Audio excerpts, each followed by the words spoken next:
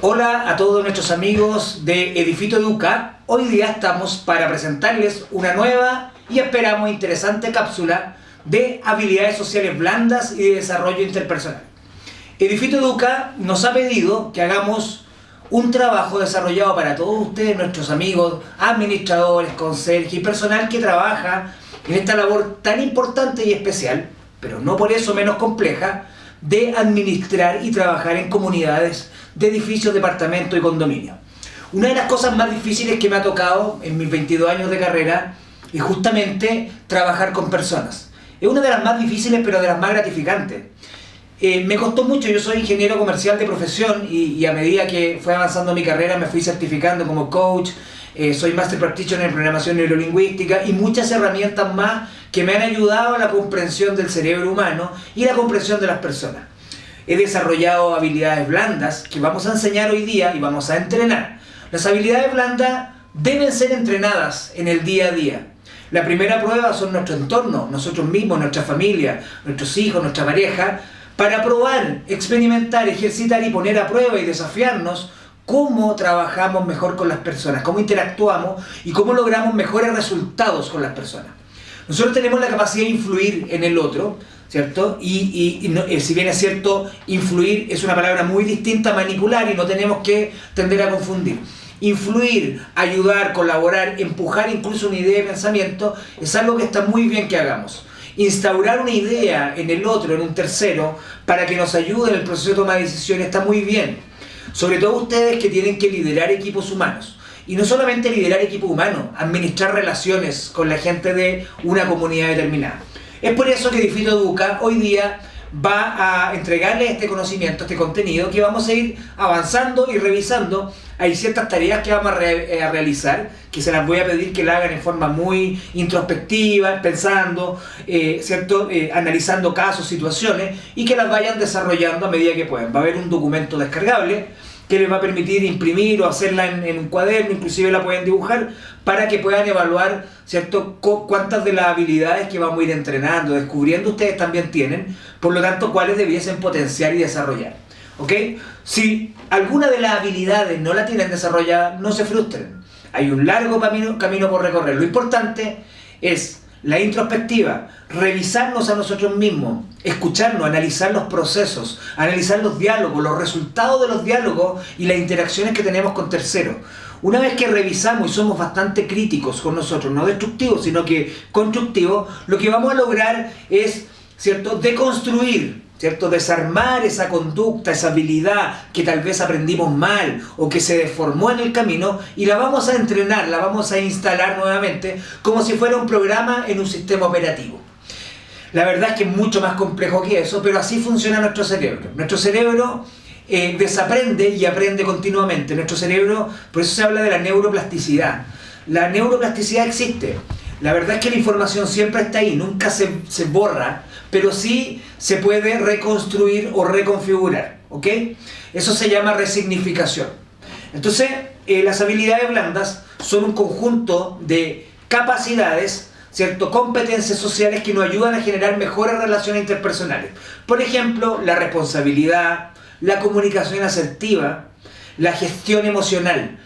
En la gestión emocional vamos a hablar de las emociones, algo tan complejo para algunas personas, porque sobre todo los hombres tendemos a no reconocer las emociones. Si no somos capaces de identificar las emociones que tenemos nosotros mismos, es poco probable que la podamos identificar en otro.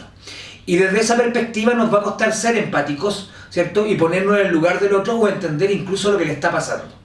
Entonces tenemos que ser cuidadosos y aprender a leer las emociones del tercero, ¿ok?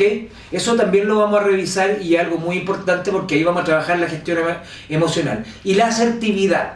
La asertividad es el equilibrio entre lo pasivo y lo agresivo, y también nos vamos a detener a revisar ejemplos porque la gente tiende a confundirse en lo que es asertivo. y caemos en la pasividad excesiva creyendo que eso es una conducta asertiva y estamos muy equivocados. Entonces también lo vamos a aclarar, vamos a ver algunas herramientas, porque tampoco podemos caer en discusiones, ¿cierto?, improductivas con la gente de la comunidad, con esta relación tan especial que se da entre la gente que es parte de una comunidad, copropietario, ¿cierto?, propietario, residente, arrendatario, y el personal, los funcionarios, la gente que trabaja en una comunidad. Es complejo porque está la figura del comité de administración, o la empresa que administra. Usted como administrador tiene una dependencia, ¿cierto?, laboral de una persona que muchas veces también es miembro de la comunidad. Entonces hay que ser muy cuidadoso, muy diplomático y bastante político. Y este módulo va a ayudarles en alguna manera a descubrir, a reentrenar y a dirigir y enfocar, ¿cierto?, estas conductas humanas. ¿Para qué son importantes? Ya en un contexto mucho más laboral, las habilidades blandas les van a servir para relacionarse mejor con quienes los rodean, ¿ya? Compañeros, clientes, copropietarios, usuarios, proveedores, funcionarios, colaboradores o empleados, como quieran llamarle, para que el trabajo sea más eficiente y productivo, ¿ok? Acá no estamos hablando de hacer relaciones de amistad ni de largo plazo, estamos hablando de generar relaciones funcionales para la eficiencia y la productividad. Si quieres hacer una carrera, ¿cierto?, o tener gente a cargo de una empresa, tienes que aprender a manejar situaciones de contingencia, a entregar un feedback. Hoy día es muy importante entregar un feedback, escuchar de manera activa al equipo y mantenerlos motivados para que puedan alcanzar sus objetivos laborales. Fíjense qué importante es entregar un feedback. Uno le entrega feedback a sus colaboradores. Para entregar un feedback también tenemos que estar dispuestos a que nos den feedback a nosotros. Y el feedback, a diferencia de una crítica, que la crítica yo se la puedo hacer a cualquier persona siempre y cuando exista una construcción a partir de la crítica. Si a partir de la crítica yo entro en una pugna, en una guerra, en una destrucción y voy a alejar posiciones, la verdad es que lo más conveniente, por eso también vamos a hablar de las emociones, es trabajar la emocionalidad, es trabajar lo que a mí me ocurre con la conducta del otro. Eso es mucho más fácil que ir a la confrontación y alejar posiciones con el otro. Por ejemplo, si yo tuviese una situación de conflicto con un residente del condominio que administro, que trabajo, y yo siento la necesidad porque me frustro, me enojo, me da rabia, siento ira con la conducta que tiene esta persona. Por ejemplo, una persona déspota que no me saluda, que no me mira, que no se identifica cuando entra al edificio. Vamos a suponer que un conserje del edificio no está obligado a conocer a todos los residentes del edificio. Y hay conserjes que se enojan y se ofuscan cuando llega y entra una persona, y el residente, con justa razón, si le preguntan 20 veces ¿de dónde va usted? ¿Cómo se llama? Si está entrando a su casa, es complejo, se va a molestar, se va a enojar, y a usted le toca intermediar esa situación. Usted no va a ir a criticar a ese residente y decirle: oiga, usted se equivocó, usted lo hizo mal, usted tiene que saludar al personal para que lo identifique, porque si usted saluda, el personal se va a dar cuenta que usted vive acá porque van a tener una relación más afable y cotidiana. Eso lo decide la persona, no lo decide usted, ¿ya? Y tenemos que trabajar con el funcionario, ¿cierto?, que entra en el conflicto. Bueno, tienes que fijarte, tienes que trabajar más la fisionomía. Yo a él le doy un feedback, ¿cierto? Mira, actuaste bien, me llamaste a mí porque la situación te podía sobrepasar, te felicito por eso, pero, ¿ya? Primero lo bueno, pero te voy a pedir que trabajes más los aspectos de la fisionomía. Hay puntos claves que puedes reconocer: cómo camina, ¿cierto?, aspectos del rostro, del centro del rostro, que te hacen que las personas sean diferentes. La gente, el centro del rostro está en las grandes diferencias, por eso a veces es difícil reconocer a alguien de espalda. La forma de caminar, el código de vestuario, sí te dicen algo de la gente. Gente que se viste siempre colorido, siempre de negro, es un poquitito más fácil de distinguir porque tienen un código estético. Entonces, pero yo no voy a entrar a discutir, ¿cierto?, a criticar a la otra persona, porque no voy a ganar nada, porque eso va a terminar en un desastre. Entonces voy a trabajar sobre el colaborador. Por eso es importante el desarrollo de las habilidades blandas, que muchos a veces dejamos por alto o damos por sentado que ya las tenemos y que es suficiente, y la verdad es que estamos cometiendo errores continuamente. Y el error más grande es no darnos cuenta de la necesidad imperiosa que tenemos de desarrollo de habilidades blandas, ¿ok? Entonces, la responsabilidad es algo muy importante, ¿cierto? Cumplir los objetivos, asumir las consecuencias de los errores, eso es clave. La ética, eso viene desde la cuna, ¿ya? Desde la casa, desde la escuela. pero también hay ciertos valores y conductas éticas que nos entrega nuestro contrato, nuestro entorno, las leyes, ¿cierto? Valores y creencias que generan una buena convivencia. En una comunidad hay ciertos estándares éticos que yo tengo que resguardar. Ya no es lo mismo si yo trabajara en un banco. En un banco probablemente los estándares éticos de un funcionario de un banco tienen que ver con la probidad, con el manejo de dinero, finanzas, con las finanzas personales. Un funcionario de banco no puede estar sobreendeudado, no puede tener informes comerciales negativos y un conjunto de elementos más, ¿ya? No puede haber estado condenado aflictiva, haber estado preso, ese tipo de cosas. La buena comunicación, la escucha activa. ¿Ya? Una escucha activa no significa solamente que yo hago un resumen de lo que la otra persona habló. Una escucha activa tiene que ver con serlo, parecerlo y comunicarlo. ¿Qué quiere decir eso? Cuando yo escucho a alguien activamente, lo miro, ¿ya? Lo miro, lo enfrento, tengo una postura de escucha. Si estoy sentado, no estoy con el celular, no estoy mirando para otro lado, estoy mirando a la persona, estoy con los brazos abiertos, estoy con una postura, ¿cierto?, de escucha que se nota que estoy atento. Y voy asintiendo, parafraseando. Perfecto, te entiendo, muy bien, correcto, sigamos. Entonces, cuando yo parafraseo, voy teniendo una escucha activa, voy generando un rapport, que es esta comunicación. La comunicación se produce mucho más allá del parafraseo, del mirarlo, de estar con una postura abierta al diálogo. También tiene que ver con conectarme a nivel sensorial con la otra persona.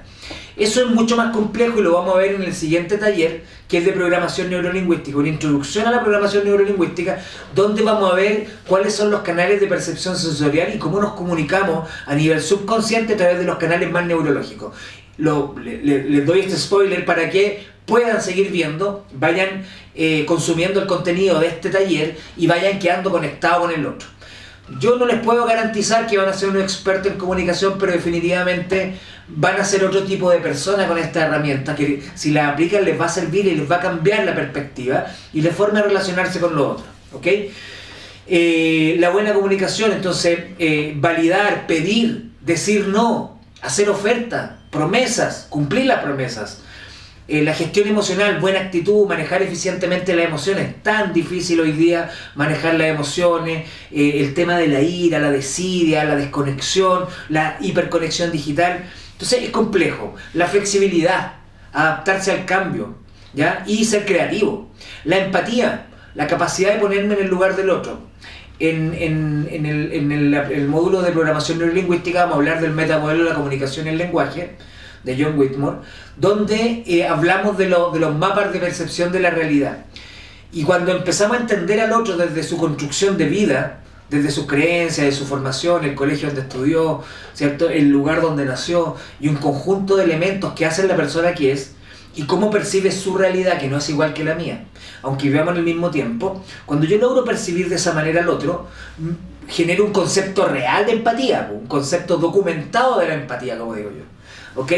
Y el trabajo en equipo, más allá de lo que creemos que trabajar en equipo es darle un golpe en el hombro, abrazar a alguien, decirle que bien lo hiciste, eso está muy por debajo del trabajo en equipo. Ese es como el checklist, es como los 3 primeros puntos de 50 puntos del trabajo en equipo. El trabajo en equipo tiene que ver con cooperar, con el compromiso para lograr un objetivo, el cómo voy a cohesionar, entender, catalizar los esfuerzos y generar sinergia entre un grupo de personas. ¿Okay? Esas son habilidades muy importantes que tenemos que desarrollar.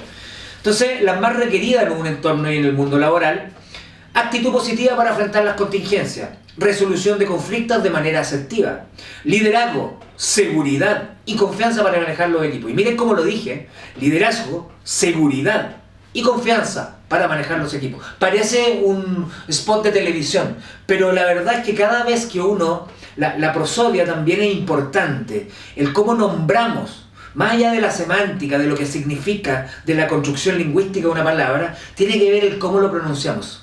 Si yo voy a hablar con seguridad, ¿cierto?, y voy a decir la palabra seguridad, usted conmigo está seguro, probablemente usted crea que está seguro, y no le conté cómo, le di seguridad.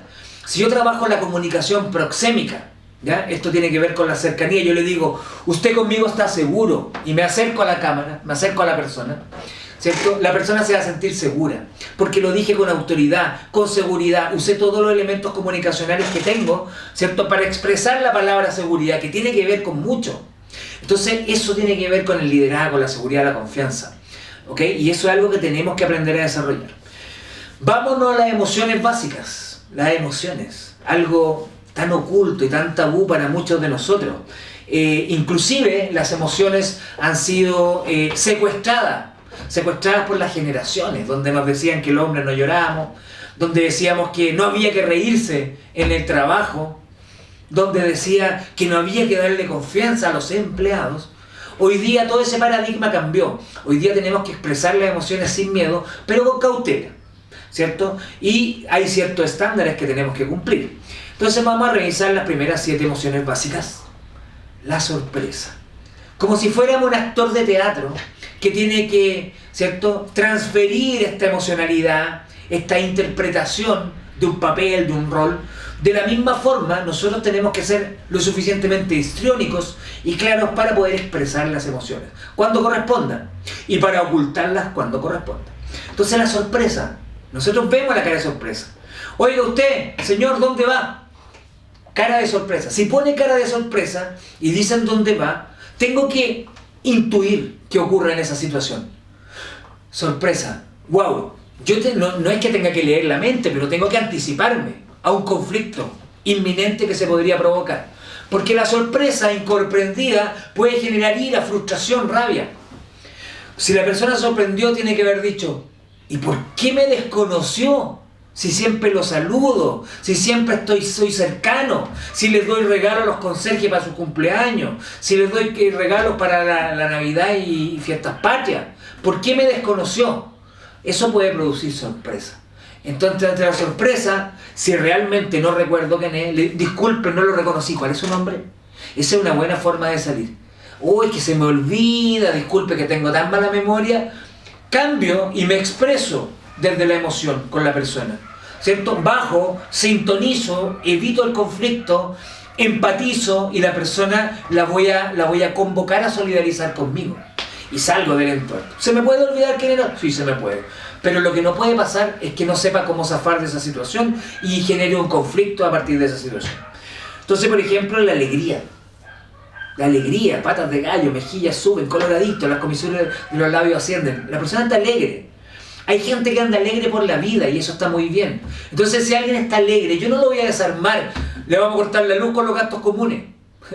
No, porque también de la alegría paso a la ira. Un paso de la felicidad.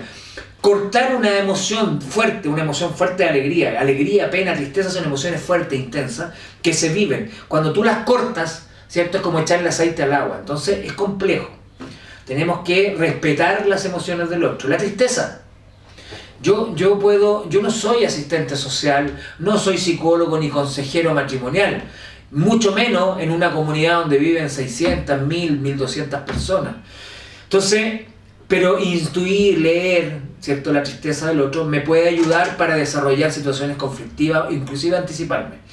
Recuerden que en las comunidades, y esto se vio muy acentuado en la pandemia, se vivieron momentos de violencia, ¿cierto? Momentos había mucha gente que donaron patologías psiquiátricas por el encierro, se vivieron femicidios, maltratos, pasaron muchas cosas, se vio en las noticias, que no ocurrían antes porque la gente no estaba en estado de presión.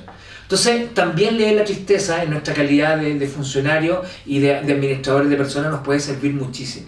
El miedo, ¿cierto? El miedo, cuando alguien tiene miedo, los labios tirados, tenso, la cara, el rictus, leer a la persona con miedo es súper importante. La ira, ya saber cuando la persona está tensionada y está enojada, si es extremadamente necesario le voy a hablar y si no, prefiero dejarlo pasar y evitar un conflicto.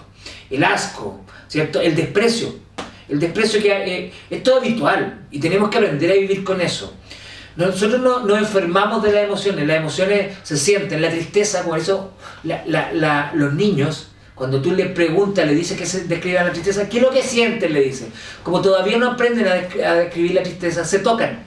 A un niño pregúntale cuando siente pena, ¿dónde? Aquí, acá, el miedo en la guatita, acá el nudo en la garganta, por eso hablan del nudo en la garganta. Bueno, efectivamente la somatización emocional se siente en alguna parte del cuerpo, eso es real, ¿ok? La rabia en el trabajo puede generar situaciones de cólera, de angustia, ¿cierto? De exacerbación grupal Imagínense una persona en cólera, enrabiada, ¿cierto? Con la corporalidad a 1000, lo único que hace es enrabiar a todo el resto y generar un mal clima organizacional. Yo lo que tengo que hacer con esa persona es aislarlo. Yo no lo voy a aislar sacándolo a él del entorno, voy a sacar al resto de las personas del entorno de él. Es más difícil, es más trabajo, pero probablemente sea mucho más efectivo. Y eso tiene que ver con una estrategia de afrontamiento emocional frente a una situación conflictiva. Y yo tengo que ser asertivo en eso, ¿ok? Entonces, preguntas para la casa y para que queden trabajando. ¿Qué tan a menudo yo me siento así en el trabajo? ¿Cómo puedo manejar esta situación? ¿De qué manera me podría afectar el no saber manejar esta emoción? Esa pregunta plantéensela, escríbansela, trabajenla con sus equipos, con la gente que estén a cargo. El miedo es una emoción natural. ¿A quién no le ha pasado cuando una empresa se va a fusionar, cuando cambia la administración? Eligieron un comité de administración nuevo, ¡ay, tiritan todo! Va a haber corte de cabeza, es una frase típica chilena, corte de cabeza. Va a llegar el sobre azul. Y cientos de frases más que inventamos y elucubramos cuando ocurre esto. Y el miedo se produce ansiedad. La ansiedad tiene procesos neuroquímicos muy nefastos. Cuando yo estoy ansioso y nervioso, elevo cortisol. El cortisol es una sustancia que se secreta que me produce apetito para saciar la ansiedad. El cortisol eleva los niveles de insulina, deteriora el sueño, ¿cierto? Y me hace engordar más, porque metabolizo el alimento de una manera distinta. Es pésimo andar con miedo. Es una pésima hormona que voy a liberar. Entonces, tengo que tener cuidado. El cortisol activa la grelina, que es una sustancia que tenemos en el estómago que nos produce el apetito. Y eso se produce como una alarma, porque en la medida que yo como, mi cuerpo se calma. Porque como el cuerpo tiene que metabolizar, sintetizar, digerir los alimentos, el cuerpo entra en una fase REM, ¿cierto? Donde hay un reposo absoluto. Por eso me da sueño después que como mucho. Y entro como una siesta brutal, que dicen, me arrebaté. La palabra me arrebaté viene de ahí. Bueno, ahí viene como un arrebato, así. ¿Ya? Eso ocurre, ¿ya? Y este es un mecanismo de calma del estrés, es un switch que produce un corte. Entonces, imagínense toda la cadena fisiológica que se dispara en nuestro organismo con el miedo, con el estrés, con la ansiedad, con la inseguridad. Segurizar los climas laborales es supremamente importante. Pregunta frecuente entonces, ¿qué pensamientos aparecen en tus mentes ante este evento? ¿Cómo reacciona tu cuerpo? ¿Cómo es tu respiración, tu tensión corporal, tu sudoración, las palpitaciones? Me palpita el ojo, las distimias. Me palpita el ojo, jefe. Voy a ir a fumarme un cigarrito para calmarme. Señores, el cigarro acelera el ritmo cardíaco, produce taquicardia. Jamás ha calmado a alguien el cigarro. No fumen, hace mal. ¿Qué tan a menudo siente que está presente esta emoción? ¿Cuál es la consecuencia de no saber manejar esta emoción? ¿Cómo se maneja la tristeza en el trabajo? Un equipo triste no produce, un equipo triste es gris, está bajo, sin energía. La energía es importante para trabajar, pero es una emoción natural. Ocurre cuando hemos perdido algo importante para nosotros. Cualquier pérdida, ¿cierto? O cualquier cosa que no importe ganancia, que también es pérdida, ¿cierto? Hombros caídos, desgano, cansancio, melancolía, también produce baja producción de serotonina. La serotonina es un neurotransmisor del bienestar. Baja producción de dopamina, ¿cierto? El neurotransmisor de la recompensa. Dopamina, serotonina, baja producción de sertralina. O sea, tenemos un conjunto de neurotransmisores a la baja, que lo único que hace es dañarnos, un círculo vicioso. Por lo tanto, tenemos que preguntarnos, ¿te sientes así o sientes así a tus colaboradores? ¿Cómo te afecta esta emoción en la eficiencia? ¿Te cuesta motivarte? ¿Qué costos tiene en tu vida laboral no saber manejar esta emoción? La alegría es buena, la alegría es buena. Aplausos. Si tienen equipo alegre, si están alegres, celebren, festejen, díganse cosas lindas, pónganse caritas bonitas, pónganse stickers, hagan bromas, ¿cierto? Pásenlo bien, disfruten. Ustedes deberían sentirse alegres en el trabajo. Qué buenas oportunidades te trae estar en esta emoción. Qué costos te trae no manejar adecuadamente esta emoción también. Ahora vamos a pasar al liderazgo transformacional, ¿cierto? Que se basa en el liderazgo que logra influir de una manera determinada, ¿cierto? Y crea un cambio positivo en los empleados colaboradores de una organización. Este es capaz de transformar a las personas de una forma valiosa. Entonces, vamos a ver alguna herramienta y tipos de liderazgo. El liderazgo se presenta en individuos que poseen fuerte personalidad y visión a trabajar. Los líderes tienen ciertas características, ¿ya? Dicen si se nace o se hace líder, y ahí hay una discusión gigante. La verdad es que los líderes, si bien es cierto, también nacen, ¿ya? Hay gente que tiene predisposiciones genéticas, hereditarias, pero la verdad es que el carácter se forma entre los 0 y los 7 años, y hay condiciones de vida, de formación, que van a influir en el carácter de alguien que tenga una predisposición a ser un líder. Entonces, sí se puede nacer con una condición y se puede desarrollar o no.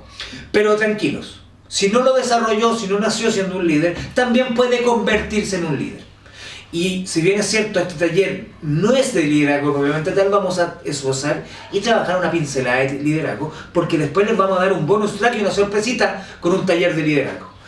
Entonces, el liderazgo transformacional, ¿cierto?, que es una característica del liderazgo transformacional, que busca transformar a las personas para que las personas transformen la organización, se basa en la motivación. La motivación, ¿cierto?, que es sinónimo de acción, ¿cierto?, quienes lo emplean son personas inspiradoras y carismáticas. El carisma se aprende, se ensaya, se construye. La gente per se no es carismática, ¿ok? El carismático es la persona que logra arengar al grupo, ¿cierto?, y que el grupo logra seguirlo y avanzar con fuerza para adelante. Logran generar vínculos emocionales con sus liderados, promueven la cooperación y el trabajo en equipo dentro de la organización, potencia a sus colaboradores intelectualmente, le da espacio, ¿ya? Piensen en ejemplos de ese tipo de liderazgo. Veamos algunos. Vamos a ver. Gandhi, liderazgo transformacional. Sé tú el cambio que quieres ver en el mundo. Steve Jobs. La innovación es lo que distingue un líder de los demás. Un tipo de liderazgo audaz. Barack Obama, diplomático. Yes, we can. Imagínense. Nelson Mandela, democrático. La educación es el arma más poderosa que puedes usar para cambiar el mundo. Yo creo en eso. Me identifica. El autocrático, Margaret Thatcher. No me gusta, pero también existe. Es posible tener que librar una batalla más de una vez para ganarla. Miren, incluso lo encuentro un poco ahí, ¿ah? Maquiavelo. Pero existe, está presente. Recetas para ser un buen líder. Vamos a cocinar los ingredientes y vamos a construir un líder y los vamos a mezclar en la coctelera del liderazgo. Entonces, empáticos y gestionar bien sus emociones. Ya las conocimos, trabajenlas, suéltenlas, libérenlas, déjenlas salir. Humildad, asumir errores. Chicos, por favor, esto es clave. La humildad para deconstruir, darnos cuenta, ser introspectivos, revisarnos, terminar el día y hacer un review. ¿Cómo fui? ¿Qué hice? ¿Cuáles fueron los puntos álgidos? ¿Qué fueron las cosas buenas del día? ¿Qué puedo mejorar? ¿Qué necesito mejorar? ¿Qué quiero mejorar? ¿Y qué no quiero mejorar pero tengo que mejorar? Predicar con el ejemplo, promover la cooperación y trabajo en equipo. Si les digo, chicos, vamos a cambiar todas las cosas de ese lugar hacia este lugar, yo no muevo las manos y me quedo mirando. Como pasa acá en Chile, que hay un casco blanco, ¿cierto? Un casco blanco, otro casco blanco, 10, 12 cascos blancos más, toda la sombra tomando café y un casco amarillo trabajando. Y todos le dicen, ya, pues apúrate, estamos atrasados. No, señor, el liderazgo es tomar la pala y ponerse a trabajar en conjunto con el otro. Pero un ratito nomás, porque tenemos que liderar el proceso. Tenemos que medir, mirar, enfocar, hacer trabajar a todos, supervisar. Pero también tenemos que hacer carismáticos, inspirar y motivar, saber escuchar y ser proactivos, nos anticipamos al hecho.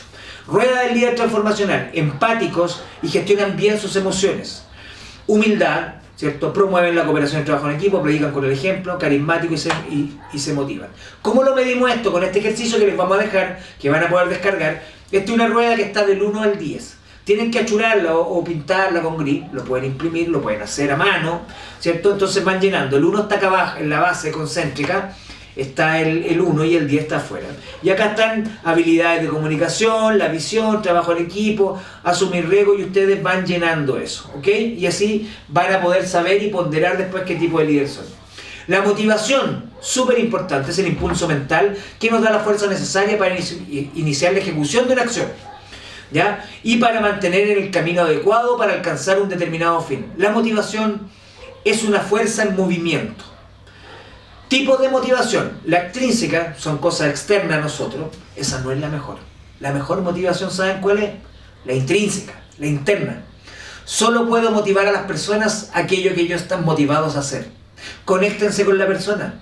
conózcanla, entiendan qué los mueve, qué quieren lograr, cuál es su objetivo y ayúdenlo a cumplir el objetivo en el cómo lo van a lograr. Sean parte de la motivación. Y está la motivación trascendente, que es ayudar a terceros, la filantropía, ¿cierto? Todo ese tipo de cosas que tiene que ver más también con terceras personas. La comunicación asertiva, o la asertividad es el equilibrio entre lo pasivo y lo agresivo. Si yo estoy hablando con una persona y la persona me está hablando más fuerte, yo no le puedo hablar despacito, porque no estoy siendo asertivo. Tampoco me voy a agarrar a combo con la persona, pero tengo que subir el tono de voz. Señor, por favor, usted no me levante la voz, que yo estoy siendo respetuoso y no es bueno que nos comuniquemos en este término. Y el Señor, como me regulé, bajamos. Si el Señor sube, Señor, yo no voy a seguir hablando con usted así. Permiso, usted cuando se calme hablamos y me voy. ¿Ya? Porque no paso el límite, porque sé que sí, que lo empujé y lo nivelé, y si lo sigo empujando, ¡pum!, se va a romper, se va a quebrar la comunicación. Entonces, eso es. Si la persona me habla despacito, yo no le puedo hablar fuerte, porque lo voy a intimidar, lo voy a asustar, voy a colocar una barrera. Entonces bajo, y soy asertivo porque bajo. No tiene nada de malo. Y bajo en todo sentido, bajo los hombros, me agacho un poquitito si es más bajito que yo, ¿cierto? Voy a comunicar con toda la corporalidad que pueda, ¿ok? Eso es súper importante, entonces, saber comunicarnos. También es bueno que aprendan, esto es un concepto muy básico del coaching, que es el arte de hacer preguntas para ayudar a las personas, ¿ya? Es ayudar a pensar al otro y guiarlo en el cumplimiento del objetivo. Entonces, transformarnos en coaching de las personas con las que trabajamos es sumamente importante. Eso es. Muchas gracias por haber estado en este módulo. Nos vemos en la siguiente cápsula. Edifito Educa los vas a invitar a la siguiente cápsula. Hasta luego.